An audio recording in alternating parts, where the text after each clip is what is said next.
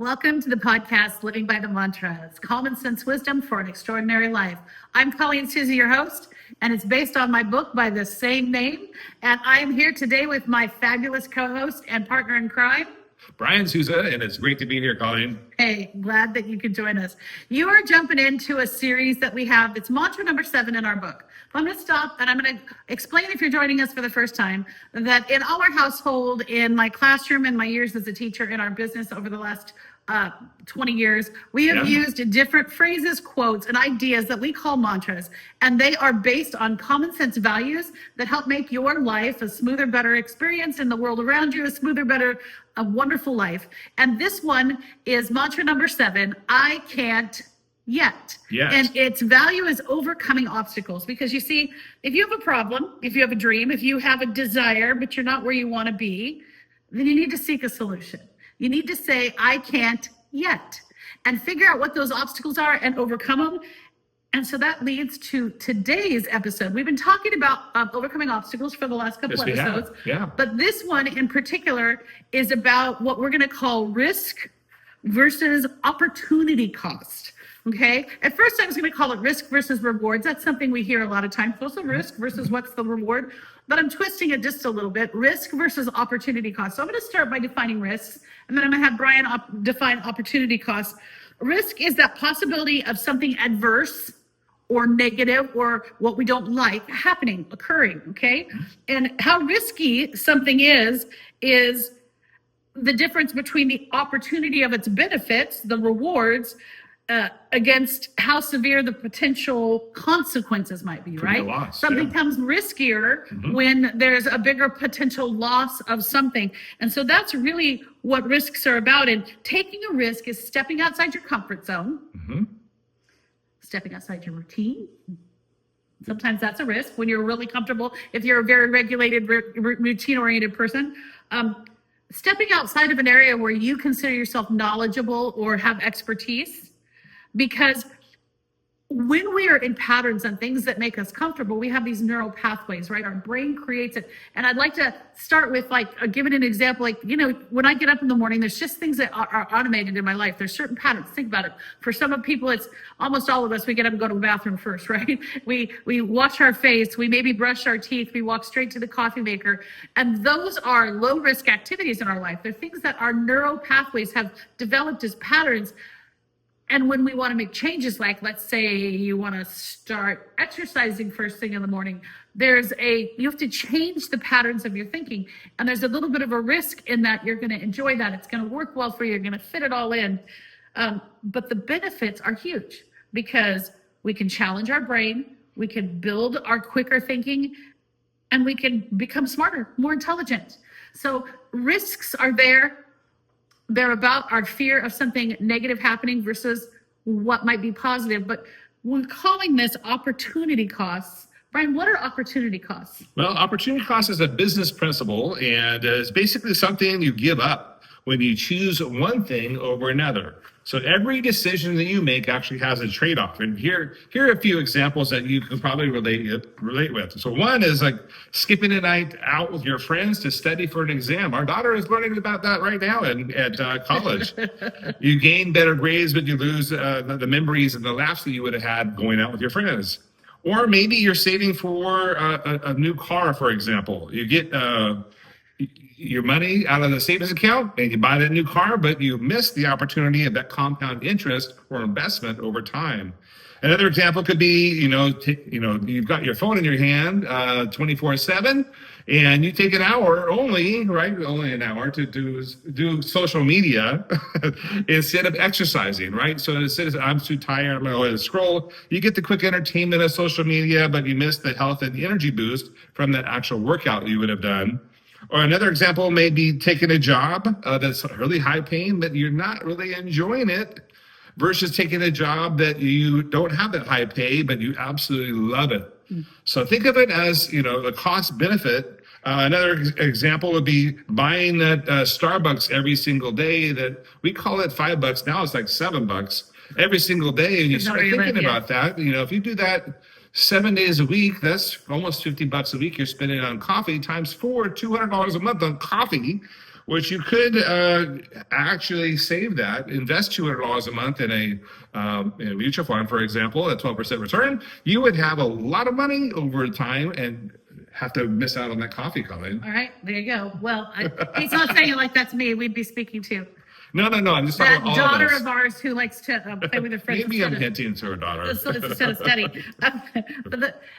So opportunity costs are what we give up to get something else. Every decision has a trade-off. Every decision has a trade-off. Okay, Yeah. so just want to really help define that. So there's risks versus opportunity costs. And sometimes I think we mix those up. So this mantra being about overcoming whatever obstacle gets in our way, sometimes we become our own obstacle. I think it's just a little bit because we see things as a risk, or they might be a little risky, but we don't look at the opportunities they're going to provide us versus sitting still in a place that we already are. And understanding there's consequences for everything, but some of them are not necessarily negative, because I go back to that first one. It depends on where you are. Like if you're doing really well in all your classes and you have an exam coming up, and because we all remember, I remember being there. We were students for a very long time. We have bachelor's degree, master's degree, all that stuff. There were times where you had a really solid A in the class, and you could study one more time to get another solid A in the class, or you could take time because you have that one friend that after graduation is going to be leaving and you guys were all going to go out to dinner. And is it more valuable for you to get a B on the next exam because you already have a high grade in the class so that you can spend time making sure the trade-off, you nurture the relationship. So sometimes you have to look at those because they're different. Why taking risks can make us stronger. I want to talk a little bit about the value in the risk, okay? The value in the risk because of the opportunity it provides. Can you think of a time, and I ask this out to whoever's listening, some of you are watching on YouTube, some of you are listening on Apple Podcasts, Spotify. Stop a moment and think about a time where a risk paid off, okay? And I can begin by a long list. I have a long list of times. Like, first of all, for me, I was never going to be a teacher. Okay. Back when I was in college, in fact, I was very adamant about it. You were dating in college. Yeah. I was majoring in music because I loved music, but I realized that I either had to, at least in the department of the program I was in at the university I went to, there was one of a couple choices: to be a classical musician or to become a teacher of music and, a school teacher or on into the upper levels of the university and teach music. And since I was a vocal music performance and conducting major, it meant that I was going to perform in opera or classical music. And that was the direction they were pushing us. Or I could become She does have an amazing voice. I could become a school music teacher. Well, first of all, I didn't want to be a teacher at all. And I didn't want to not that I don't think it's beautiful and I wasn't involved in many myself, but I just didn't want to be like a choir teacher. It didn't appeal to me. It didn't sound like what I wanted to do with my life. So I thought, fine, I'll switch my major over to liberal studies. I only have a couple more classes, and then I'll be able to graduate with that music minor, which is basically what I did.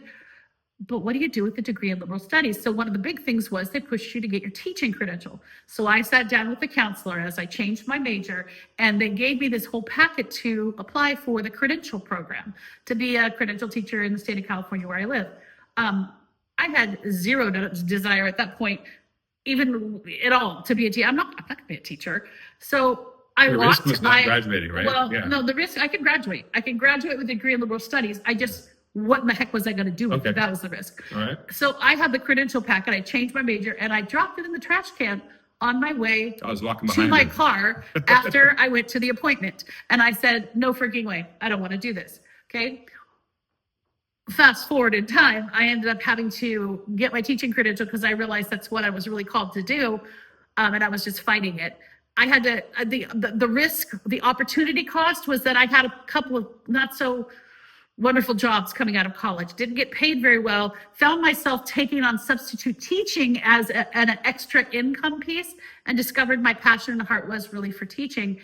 So then I had to take classes at night after I am a working professional, and finishing that as I had my first child. The opportunity there, the cost, it wasn't that I didn't eventually become a teacher. It's just that I put up obstacles in front of myself by not just taking the risk, taking the courses, and getting that done. Do you identify all those trade-offs that she had to do by the opportunity cost of not getting their credential right away? See how that all plays in? Right. Yeah. And then in a positive way, went to graduate school, had the opportunity, both Brian and I did, to go to graduate school at Pepperdine University.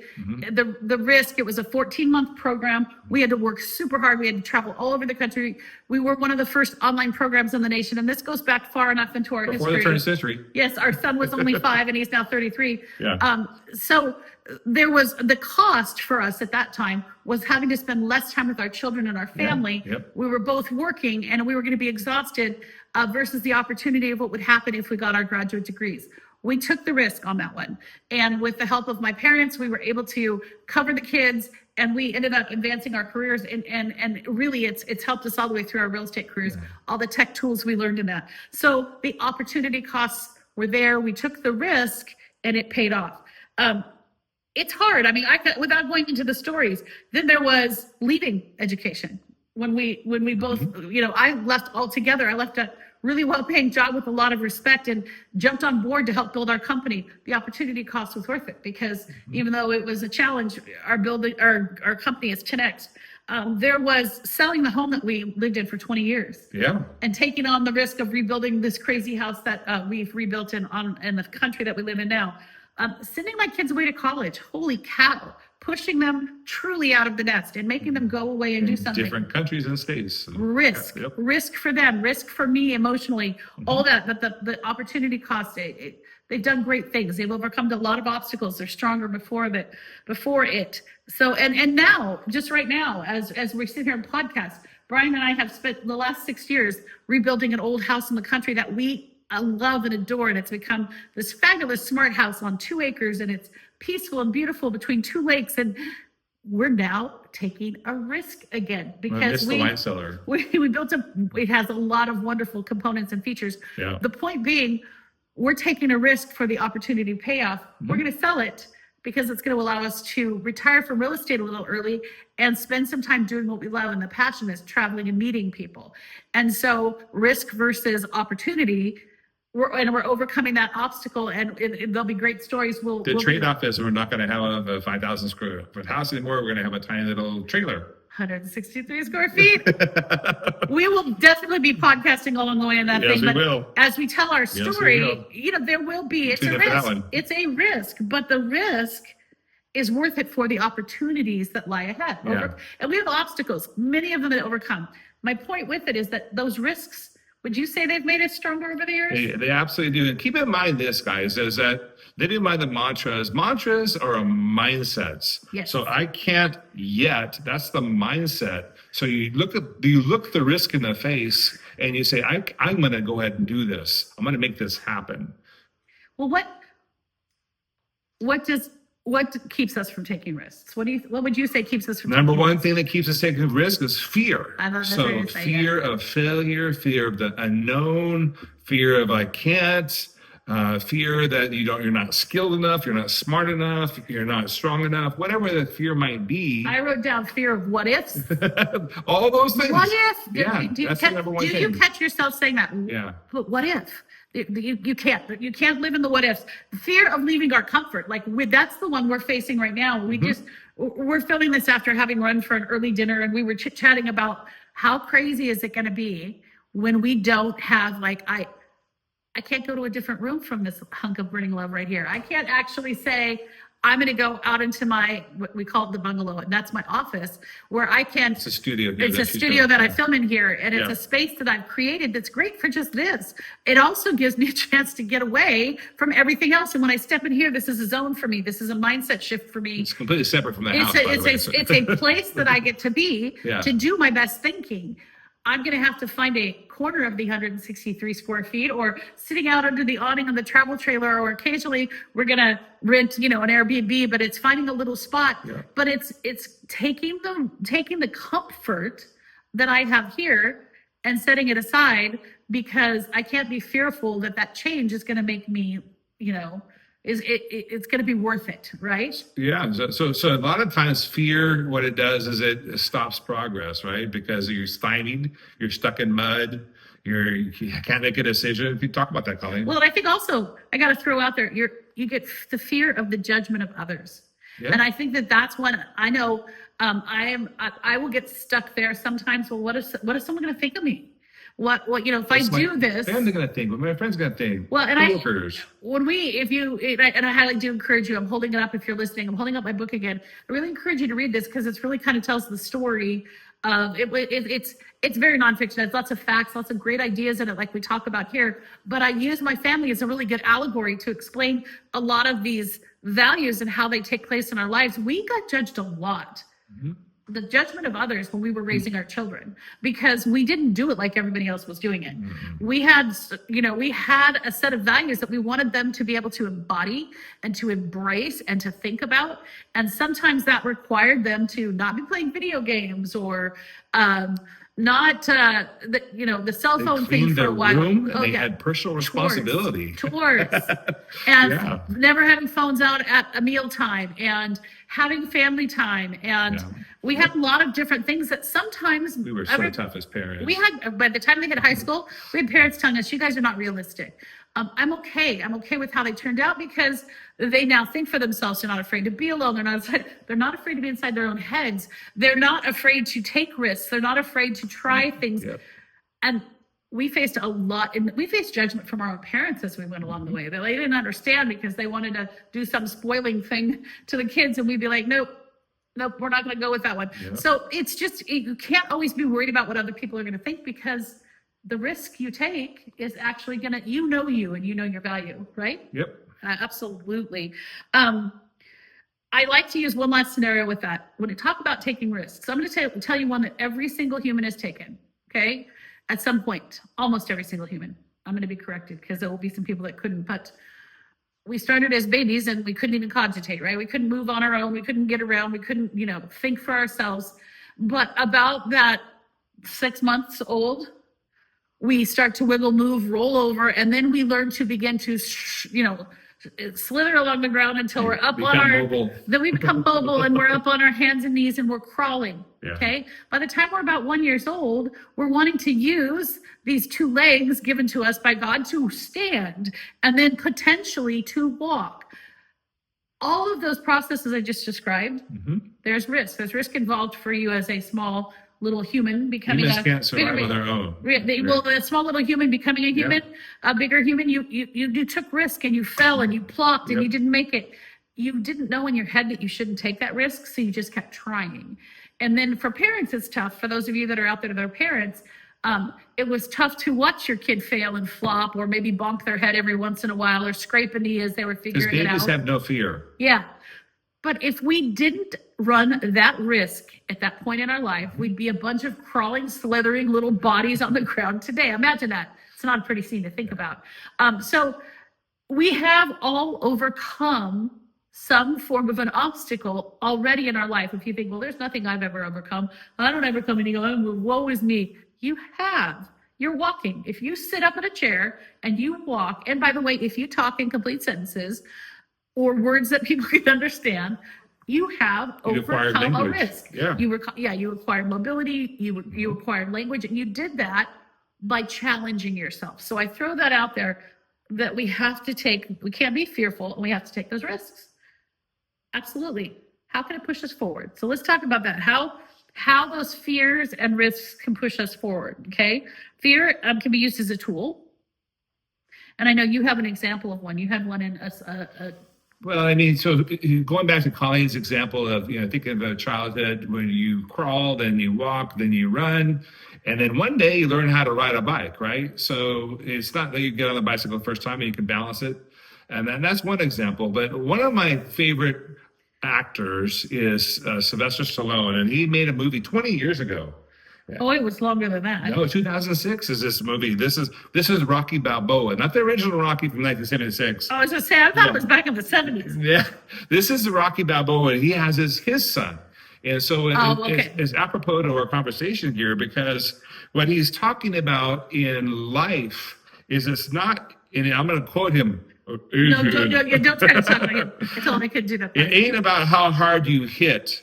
It's about how hard you can get hit and keep moving forward, because we all get knocked down. We all have fallen down when trying to walk. We've all crawled and bumped our head. We've all done that. You can get hit and keep moving forward. How much can you take and keep moving forward? That's how winning is done. And he's educating his son about not being able to just think that you're the strongest. It's about being able to take the hits in life and then keep moving forward. And I think so many times we have the I can't principle come into our brain simply because we've experienced a situation that might be similar in nature. Like, oh, I didn't do that, so I can't do this. Well, the answer is you can't yet, right? Because maybe you haven't tried that particular thing that you're trying to accomplish, and you've been hit before, but get back up, try it again, because this time you have a different mantra, a different mindset that you can do it. Absolutely. Just maybe not yet. And I was thinking something else that as he was saying that we get stuck in that, well, I couldn't do this, so I won't be able to do that. When I tried to make money doing business before, I failed. Well, maybe it was the business, maybe it was the business model, maybe it was the time and the financial, what was going on in the world around you. Thousands of dollars. Yeah, but just because you couldn't do this business over here, business A, doesn't mean that if you tried something new, because right now this is going on in the world and these are the tools people need and this is the opportunity. Maybe it's a better business partner, maybe it's a better product, whatever. It doesn't mean you can't run a business just because it didn't work the first time. It means that you need to try again with a better model. That's just one example I'm giving. But I think also we sometimes believe it goes back to that judging thing. Sometimes we've been given a message that sinks into our brain, and I know I struggle with this. We think we can't get to a certain level, whether it's, I'll share my personal is weight loss. Okay. I have had some specific, I've had some health issues happen. And over the last handful of years in my head, I have been convinced by some of the words that I've heard along the way that I'll never lose that weight again. And the thing is, that's not true. It's going to be a different challenge. There are different, why thank you, love. He says that all the time and I appreciate it for that. But women, if you're listening, especially, you know what I'm saying. We have our own internal images of ourselves.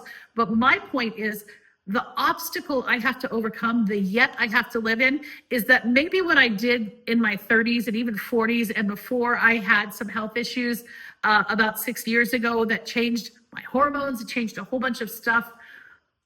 The way that I could lose 20 pounds was one thing. The way that I need to do it now is very different. So I can't say I can't get there. I won't get there. And I can't listen to the messages of some loving people in my life / some doctors who have said, oh, well, you're stuck that way. That's not the truth. The truth is, yet I can get there. I have to overcome that obstacle. I can speak today. I have to overcome that obstacle. I also have to get away from my fear that I can't. And I have to expand myself. I mean, fear signals opportunities. It gives us a heightened focus. It makes us move forward carefully or with discernment, but it doesn't need to stop us. And we don't need to, like Brian was just saying, we can get hit a whole bunch of times, but do we keep trying to get up? Because eventually we're going to punch through that, okay? And we're going to push through whatever the obstacle is. And we have to not listen to the messages other people have given us as a part of that. Jump in there before we get to the next topic and talk about an interconnected mantra is either you win or you learn.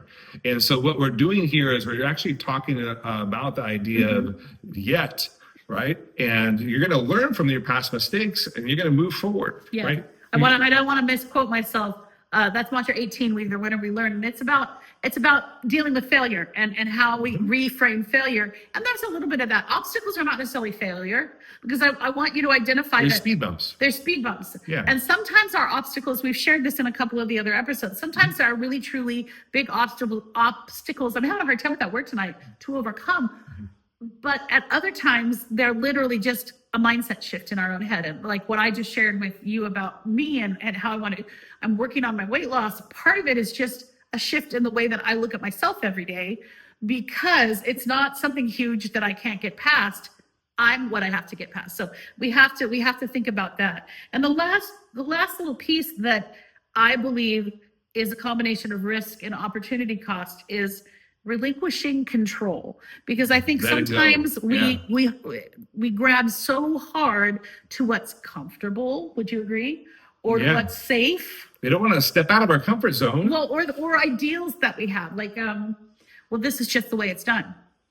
This is just the way it's done. Why it can't be different. And so we don't see the opportunity or take the risk because we're trying to control every micro minute. And I'm a pretty easygoing person for the most part, but there are some ways I have learned lately that I absolutely control. And it's why I control things that I had to understand.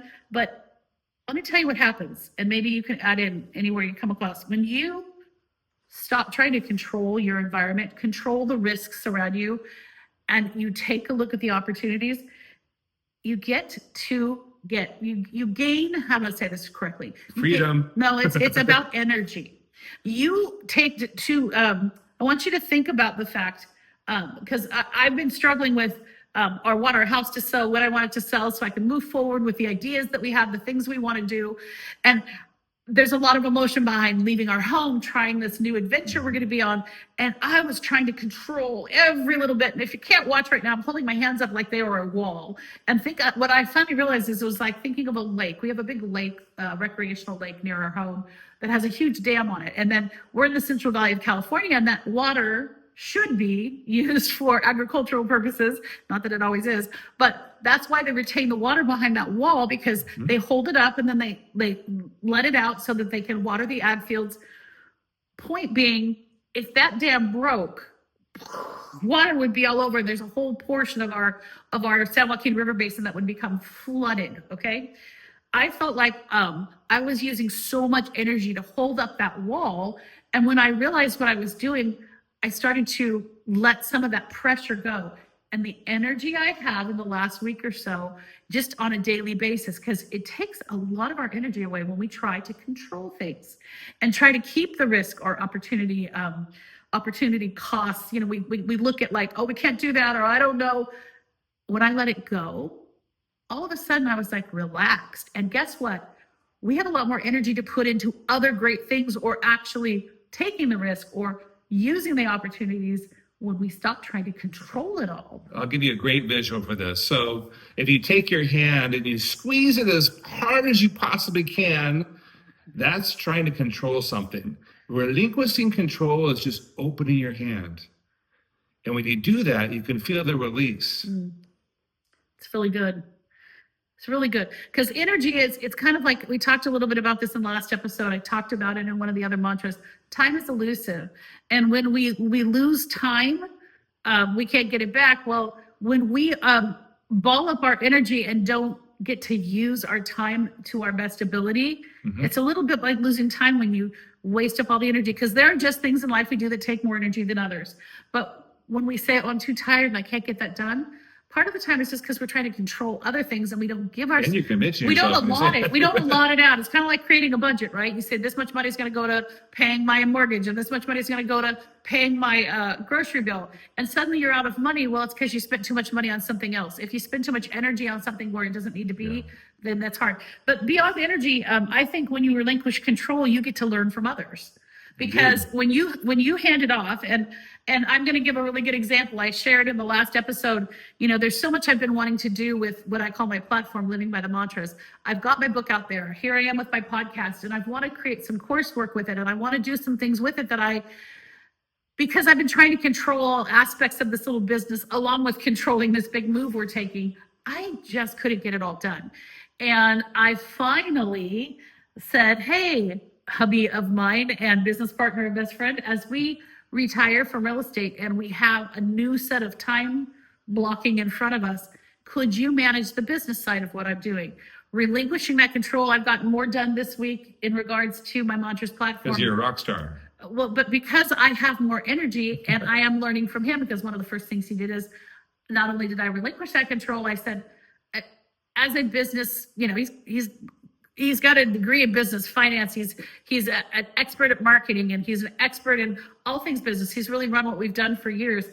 How would you lay this out? And so he laid out a little plan for me, and I went, oh my gosh, That makes so much more sense. And it released a lot of pressure for me. It released that energy for me to get more things done. And I am learning because of it. I know that I can step out with more confidence because I'm gaining by not trying to control That's it. the KISS principle. Keep it simple. Yeah, I'm learning from others. So relinquishing control gives you more energy. It allows you to learn and it allows you to focus on new things. Now, how many times have you, what's the word I want to use?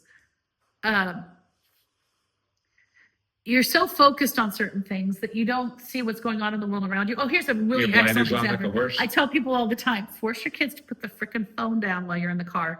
Maybe have a rule that for the first 10 minutes or the last 10 minutes, phones are down, or you take them while you're driving somewhere. And they're going to literally go stir crazy at first. But then what you do is you create activities where they learn what's going on around them, because all of a sudden they're going to say things like, oh, when did that get built? Or when was that opened? Or gosh darn it, maybe they can learn how to get home on their own instead of saying, well, my house is at that street where the house has a red door. I swear to you, having taught middle school for years, kids got to a point where they couldn't even give me directions to their They home. might even notice things like birds and flowers and trees. Yeah, my point is, when you take that away, all of a sudden they're forced to lift their chin up and look around. Look around. Yeah. Same thing in this world of controlling things. We as responsible adults, parents, business owners, managers, whatever it is, entrepreneurs, we get very, very focused. And when we let a little of that control go, it allows us to lift up our chin and take a look around. And I want to touch on that real quickly, Colleen, because for parents that are listening that the kids have cell phones, whatever age they have cell phones at. Colleen just gave a really good example. I want you to keep in mind all social media, whether it's Instagram or TikTok or whatever the latest Snap, Buzz, Chat, whatever it is that they're using out there, it's designed for them to be addicted to it. That is the whole point of the app. So when you remove that, the app is controlling them. They're not controlling the app. And so when you remove that from them and have them look up and see the reality and life around them, they are actually going to be appreciative over time. Yeah. Yeah. That's a little aside, but I'm going to throw out there that they deal with obstacles all the time too. And a lot of their obstacles come from that things that freaking thing. Yep. But as a general rule, that idea of if we relinquish some of that control, then we can take a deep breath, take a look around, and we can observe other things. And guess what? By observing those things, we might find a solution to an obstacle we're facing. Maybe it was right there in front of us. It was right there in front of us, but because we were looking at it from one angle and we didn't turn around and look at it from another spot or from somebody else's perspective, because we had them jump in and help us. Because you're gripping so tight, you're trying to hold on to it. Yeah. Just let it go. Let it go. Yeah. Living in the yet, living in opportunity thinking, living in possibility thinking. It's critical. It's critical to our success. And not avoiding risks, but understanding them, evaluating them, and allowing them to be controlled, but actually stepping into them, whether it's for yourself, for your children. I mean, there's a thousand examples I could give about, and I say this with a lot of love because I have two millennials myself, and I have their friends that are like my own children. As they're becoming parents and we're watching this process, there's a level of needing to let go and let the kids take the risk, because they're going to learn more from that risk. Controlling it, by all means. I share a number of those stories in my book. It's just so important. And whether it's in our life as adults or whether it's when we're rearing our children, it's so important to allow that little bit of risk so that the opportunity shines through and they learn that by taking those risks, they gain so much. So we hope you've enjoyed hanging out with us today. Absolutely. Anything else you want to add to it before I was just thinking that, you know what, if something popped into your mind as you were listening to this, you're like, you know what, I need to share this idea with Colleen, go ahead and reach out to her. Please you can go to ColleenSouza.com. You can go livingbythemantras.com. Send her a message. You can post a comment below. Absolutely. Maybe you have an idea of a opportunity cost that you faced and you want to share it with others. And why taking a risk was worthwhile. Yep. If you are new to us, we thank you for joining us. If you have listened before and you find it entertaining, we encourage you to share that out. If you're watching us on YouTube, if you are listening to us on one of the plethora of podcasting platforms, and you want to download this, save this, share this, we really appreciate it, because we want to continue to share our ideas, living by the mantras, common sense wisdom for an extraordinary life. We look forward to you joining us next time. We'll see you next time. Bye-bye. Bye.